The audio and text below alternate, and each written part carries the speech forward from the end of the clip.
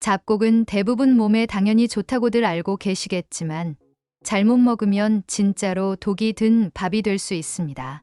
영상 끝까지 보셔서 내가 잡곡밥을 먹으면 독이 되는 사람인지 파악하고 평생 써먹을 수 있는 약이 되는 잡곡밥 짓는 방법에 대해서 알아보시길 바라겠습니다. 흔히 잡곡밥이 백미보다 건강에 좋다고 합니다. 실제 잡곡밥엔 흰밥보다 비타민과 무기질, 식이섬유소가 2배에서 3배 이상 함유되어 있다고 알려져 있습니다. 흰밥보다 영양성분이 우수하니까 잡곡밥은 무조건 많이 먹는 게 좋을 거라고 생각하시는 분들 있으시죠? 잡곡밥 섭취가 무조건 좋은 것만은 아닙니다.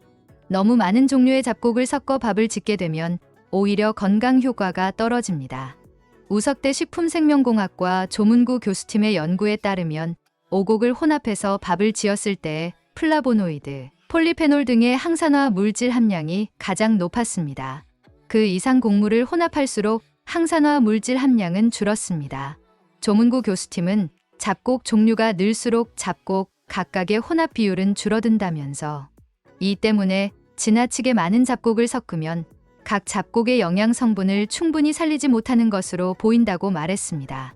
잡곡 비중이 너무 높으면 그만큼 식이섬유도 과다 섭취하게 됩니다. 식이섬유는 잡곡 100g당 평균 5g에서 8g이 들어있는데요. 잡곡의 비중이 너무 높으면 한 끼를 300g이라고 했대 15g에서 20g의 식이섬유를 섭취하게 됩니다. 하루 권장량인 20g에서 25g과 비슷한 수치죠. 이렇게 매일 3끼를 먹으면 소화가 원활히 이루어지지 않을 수 있는데요. 비타민과 무기질 같은 미량 영양소 흡수율이 떨어져서 문제가 될 수 있습니다. 영양 측면에서는 잡곡밥이 흰쌀밥보다 유리하지만 소화가 잘 안 되고 씹기 힘들어. 특히 소화장애, 위장장애가 있는 경우에는 역효과가 날 수 있는 것이죠. 소화 능력이 떨어진다면 혹은 장에 문제가 있다면 잡곡밥 섭취를 자제하셔야 합니다. 잡곡밥을 먹으면 소화 속도가 더뎌지고 소화 흡수율이 낮아져서 위에 부담을 줄 수 있기 때문입니다. 잡곡밥에는 식이섬유가 풍부하죠. 이 식이섬유가 소화되는 과정에서 수소 탄산가스가 생기면서 장을 자극하기도 합니다. 따라서 잡곡밥을 지을 때에는 잡곡의 종류를 최대 5가지로 제한하셔야 합니다. 백미를 과도하게 줄이지 않는 것이 좋습니다. 잡곡과 흰쌀의 비율은 4:6에서 3:7 정도면 적당합니다. 백미가 잡곡보다 더 높은 비율을 차지해야 합니다. 만약 잡곡밥을 섭취한 후에 복통이나 설사 등의 증상이 나타난다면 즉시 섭취를 중단하고 다른 곡물로 대체하거나 양을 조절해야 합니다. 잡곡밥이 소화 증상을 악화시킬 수 있기 때문입니다. 잡곡밥은 왜 흰쌀밥보다 소화가 안 될까요? 잡곡밥에는 포드맵이 다량 함유되어 있는데요. 포드맵은 탄수화물에 포함된 작은 당류로 소장에서 완전히 흡수되지 않고 대장에서 분해되는 당류입니다. 포드맵은 복통, 가스, 설사, 복부 팽만 등의 증상과 과민성 대장 증후군을 유발하기도 하는데요. 장이 좋지 않은 분이라면 피하는 것이 좋습니다. 크론병 환자 역시 피하는 것이 좋은데요. 드물지만 장 폐쇄까지 겪을 수 있습니다. 소화기 질환이 있다면 잡곡 비율을 줄이셔야 합니다. 흰쌀밥 위주로 식사하는 것이 좋은데요. 식이섬유를 과다 섭취하지 말아야 합니다. 식이섬유를 너무 많이 섭취하게 되면 필수 미네랄과 지용성, 비타민까지 배출해서 문제가 될 수 있으며 소화에도 방해되기 때문입니다. 치약처는 특히 성장기 어린이, 저체중, 성인, 노약자에게 주의를 권고하고 있습니다. 지나친 식이섬유 섭취가 칼슘, 비타민, 무기질 등의 흡수를 방해하기 때문인데요. 따라서 잡곡밥을 먹을 때는 한국인 영양소 섭취 기준에 따라 식이섬유 섭취량을 조절하는 것이 좋습니다. 유아의 경우 15g에서 20g, 성인 여성은 20g, 성인 남성은 30g, 노인의 경우 20g에서 25g 사이가 적절합니다. 잡곡 중에서도 현미에 대한 이야기를 해볼까 하는데요. 현미밥이 몸에 좋다는 것은 많이 알려져 있는 사실이죠.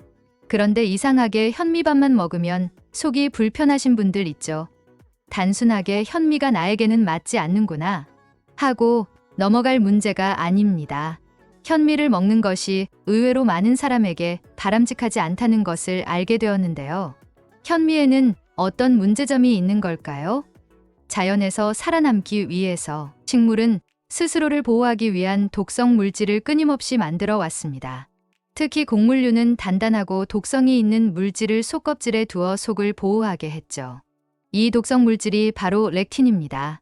렉틴이라는 물질은 소화만 방해하는 것이 아니라 장 점막을 손상시켜 동물들이 심각한 부작용을 겪게 했습니다. 이렇게 현미에 있는 렉틴 때문에 옛날 사람들은 현미를 먹고 속이 불편했던 것입니다.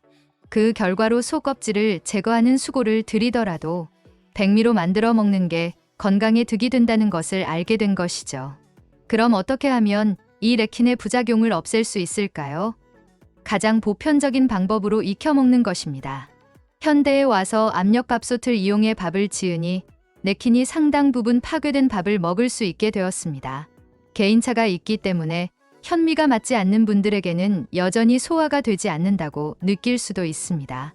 그런가 하면 아무리 압력밥솥으로 가열해도 껍질이 잘 분해되지 않는 곡물도 있습니다. 대표적으로 밀이 있는데요. 밀과 호밀, 그리고 기리와 보리 등의 속껍질은 렉틴의 제거가 어려운 대표적인 곡물들로 속껍질째 먹으면 반드시 부작용을 일으키게 되어 있습니다. 따라서 이런 종류의 곡물은 반드시 속껍질을 제거하고 드셔야 합니다. 곡물의 렉틴 말고도 주의해야 할 독성 물질이 있는데요. 바로 비소입니다. 쌀과 같은 곡물에는 대부분 중금속인 비소가 들어 있습니다. 비소를 줄이기 위해서 현미는 여러 번 씻고 물에 불려 밥을 지으셔야 합니다. 비소는 물과 흙, 공기, 동물과 식물 등 자연에 있는 물질이지만 사람이 과다 섭취하면 몸에 해로울 수 있는 독소이기도 합니다. 그 중에서도 무기비소는 독성이 높아서 많은 양이 몸에 쌓이면 신경계 이상, 암 등을 유발할 수 있는데요. 될 수 있으면 섭취량을 줄이는 게 좋습니다. 무기비소는 톳, 모자반 같은 일부 해조류에도 있고 쌀에도 들어있는데요. 벼를 재배하는 과정에서 흙과 물 등에 있던 무기비소가 쌀에 축적된다고 합니다.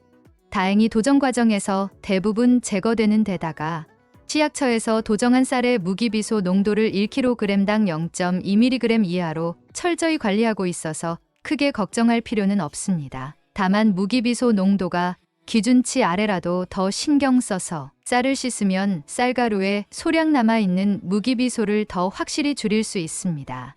쌀을 어떻게 씻어야 무기비소를 확실하게 줄일 수 있을까요? 백미는 그릇에 담고 물을 부어 손으로 2~3번 휘저어 줍니다. 이렇게 쌀을 4번 이상 헹구면 비소가 15% 줄어듭니다. 현미는 백미보다 도정 단계가 적습니다. 따라서 무기비소 농도가 2배 정도 높은데요. 그렇기 때문에 현미는 물에 불려서 씻는 것이 좋습니다. 백미를 씻을 때와 같은 방법으로 물에 담가 여러 번 헹궈주는데요. 현미 양보다 6배 많은 물을 붓고 1시간 동안 불립니다. 불린 현미 양보다 1.5배 많은 물을 붓고 밥을 지으면 현미의 영양소는 95% 이상 유지하면서도 비소를 35% 줄일 수 있습니다. 잡곡은 체질에 맞게 드시고 알맞은 방법으로 드셔야 영양학적 효과를 보실 수 있습니다. 그렇지 않은 경우라면 오히려 부작용을 경험하실 수도 있습니다. 앞으로는 더 이상 부작용으로 고민하시는 분들이 없기를 바랍니다. 오늘 알려드린 내용 참고하셔서 건강에 도움이 되는 영양 가득한 잡곡밥을 섭취하시길 바랍니다. 오늘 내용이 도움이 되셨다면 구독과 좋아요 눌러주시고 소중한 분들께 이 영상을 공유해주세요. 저는 여러분에게 더 유익한 건강 정보 가지고 돌아오겠습니다.